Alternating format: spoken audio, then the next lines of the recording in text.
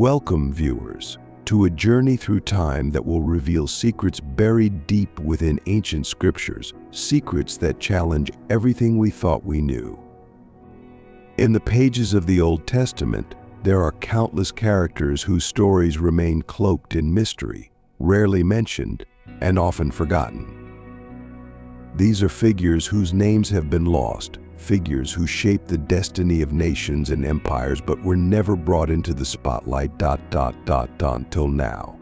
Today we are unearthing one of those long-forgotten tales, a story that has slipped through the cracks of history but holds immense power. Who was Ham's wife? What do we really know about the mysterious matriarch who survived the Great Flood and gave birth to the nations of Africa? Returning to the enigmatic wives aboard Noah's Ark, who were they? In this episode, we will focus on the wife of Ham, one of Noah's 3 sons. While the Bible, specifically the book of Genesis, gives us only a glimpse of these women, it does confirm their existence. In Genesis chapter 6, verse 18, God instructs Noah, saying, "But with you I will establish my covenant. You shall come into the ark, you, your sons, your wife, and your sons' wives," yet the Bible does not mention their names. Why were these crucial women left nameless? What roles did they play in the unfolding drama of the Great Flood? Today, we answer those questions. These women played pivotal roles in history.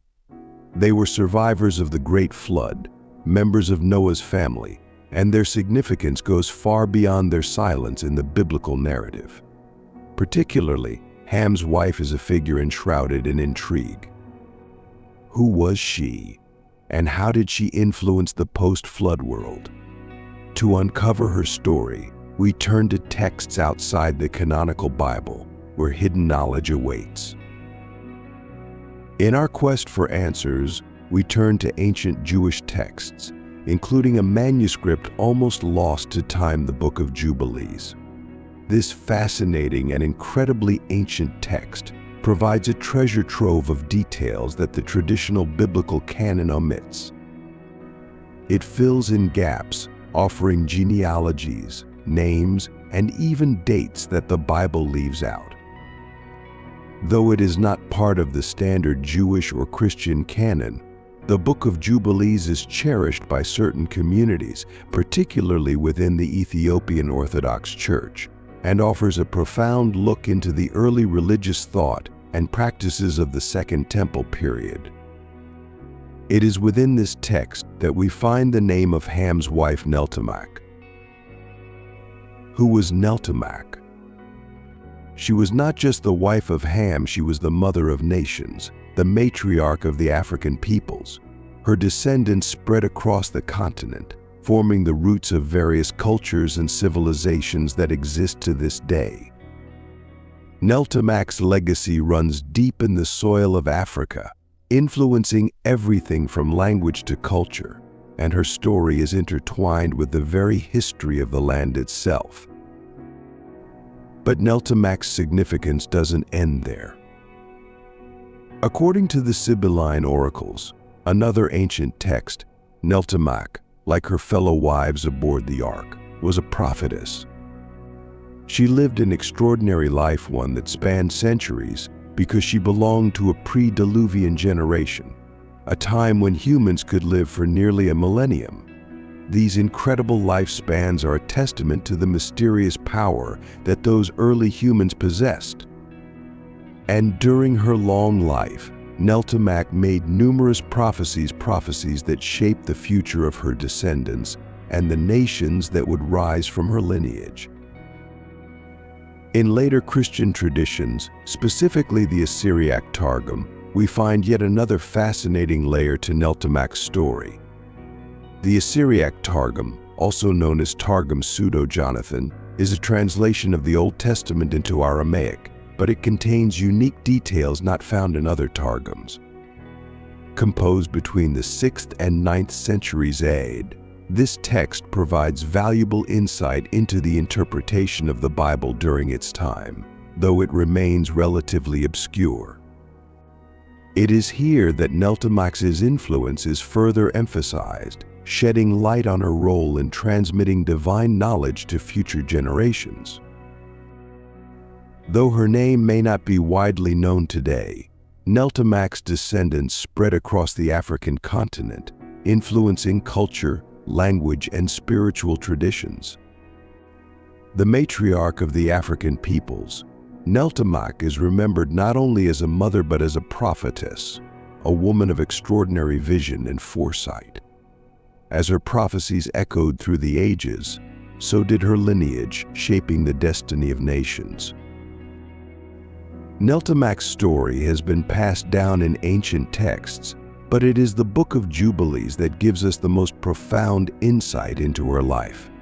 This ancient manuscript, preserved in languages such as Ethiopian, Greek, and Latin, remains a key to unlocking hidden biblical history. The book is considered canonical by the Ethiopian Orthodox Church and holds a revered place in the Jewish Beta Israel community, descendants of Jews who trace their lineage back to Ham.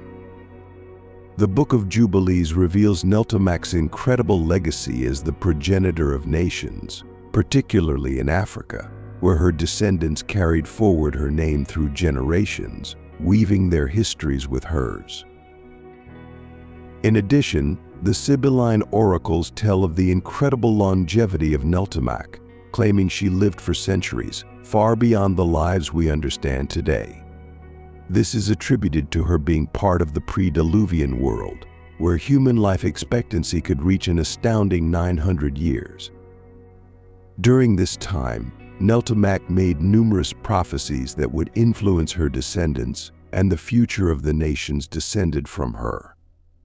The Sibylline oracles also suggest that all three wives of Noah's sons were prophetesses, passing down their prophetic visions to their children.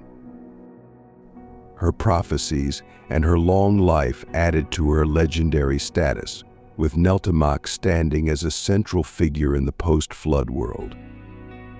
In these ancient texts, she is seen as more than just a survivor. She is a key figure in understanding the transition of humanity from the pre-flood to the post-flood world, bridging the gap between two different epochs of human existence.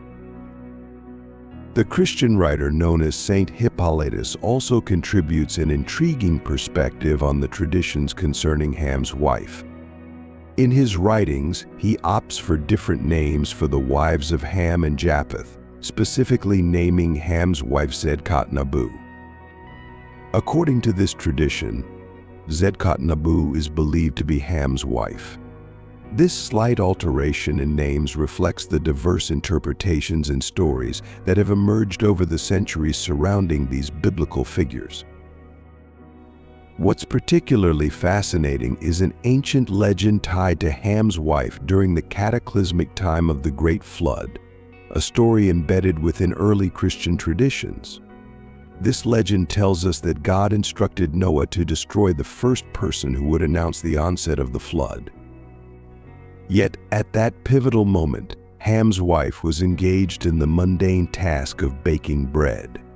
When the waters of the flood rushed out from the oven, destroying her bread, she exclaimed in shock that the flood had begun. Her cries rang out as she shouted the alarming news, proclaiming to everyone that the flood was starting. According to this second-century Christian tradition, God, in a moment of mercy, decided to revoke his earlier command to ensure that Noah would not inadvertently destroy his own daughter-in-law, sparing a vital member of his family from the impending doom. This legend offers a glimpse into the compassion of divine intervention amid chaos and destruction, highlighting the importance of family bonds even in the most harrowing times. As we delve deeper into the biblical accounts, we turn to the book of Genesis, chapter 10, and the book of Jubilees, where we learn that Neltamach, Ham's wife, bore him 4 sons: Cush, Mizraim, Put, and Canaan. These sons went on to establish significant nations, primarily in the African region, with Cush, Mizraim, and Put being the ancestors of various African peoples. However, it is important to note that Canaan's lineage diverged, leading to the ancient Canaanites who were known as the Phoenicians in the Middle East. These peoples were often at odds with the Israelites throughout history. Even though Canaan is not the central focus of the biblical narrative, his name remains significant, especially as the land of Canaan is often mentioned as the promised inheritance for the descendants of Abraham, Isaac, and Jacob. This region includes parts of what are now Israel, Palestine, Lebanon, and Jordan, forming a crucial backdrop to many biblical events. The intersection of biblical accounts and ancient legends sheds light on the history and origins of various ethnic groups and cultures. The main ethnic groups originating from Neltamach's lineage primarily included the Sumerians.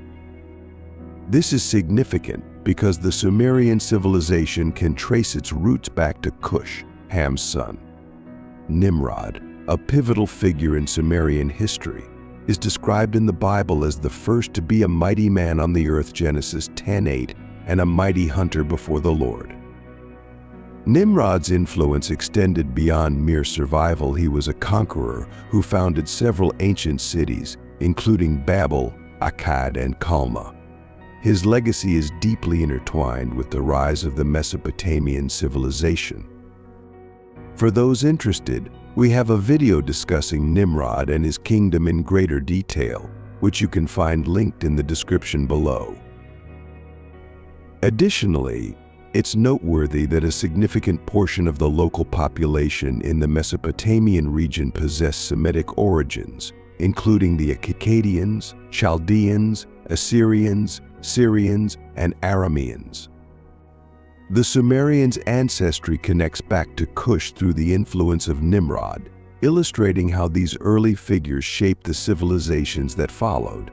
Moreover, the ancient Egyptians are also descended from Neltamach through her son Mizraim. The name Mizraim is often associated with Egypt in biblical and historical contexts, and in some translations it is used interchangeably with Egypt itself. Although Mizraim may not be central to biblical theology, his connection to Egypt places him in a pivotal historical context. Egypt, as we know, played a critical role in the ancient Near East and is frequently referenced in the Bible, especially regarding significant events such as the enslavement of the Israelites and the subsequent exodus led by Moses.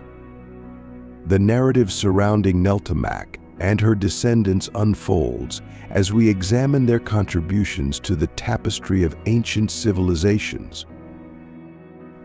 Another noteworthy lineage that stems from Neltamach is that of the ancient Nubians, often referred to simply as Cush in antiquity, reflecting their connection to Cush, one of Ham's sons.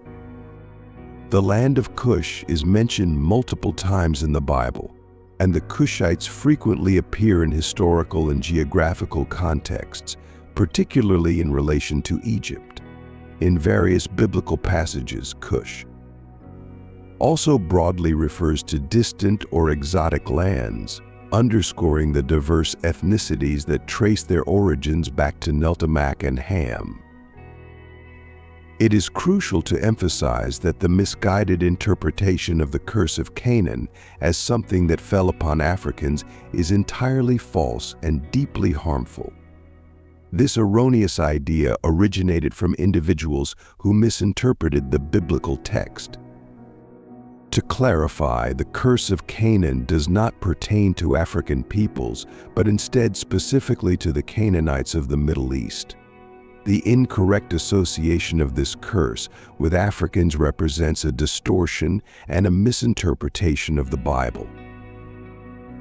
The curse of Canaan, as narrated in Genesis 9:20-27, recounts how Noah planted a vineyard, became intoxicated, and lay uncovered in his tent. Ham saw his father's nakedness and informed his brothers, Shem and Japheth, who covered Noah respectfully, without looking at him. When Noah learned of what transpired, he cursed Ham's son, Canaan, while blessing Shem and Japheth. This narrative focuses solely on Canaan and has no connection to African peoples. Any claims suggesting otherwise are not only misguided but also serve to perpetuate harmful racial stereotypes. This false narrative has been unjustly utilized throughout history to rationalize the enslavement of African peoples, with advocates of this distorted view alleging that Canaan had ancestral ties to Africans. However, it is vital to stress that Canaan was not the progenitor of African peoples. He was the forefather of the Canaanites of the Middle East. Thus, the curse of Canaan cannot be attributed to African peoples in any way. As we wrap up this exploration, in our next episode, we will delve into the story of Noah's wife, the matriarch of all humanity, concluding our series on these remarkable women. We invite you to join us as we uncover the untold stories of those who have shaped history in ways that are often overlooked. If you found today's episode enlightening, please give it a thumbs up and share it with anyone who might be interested in learning about these lesser-known figures from the scriptures. We encourage you to leave your comments and suggestions for other mysterious characters you would like us to cover in future videos. Thank you for accompanying us on this fascinating journey, and may God's blessings be upon you all. Until next time, see you soon.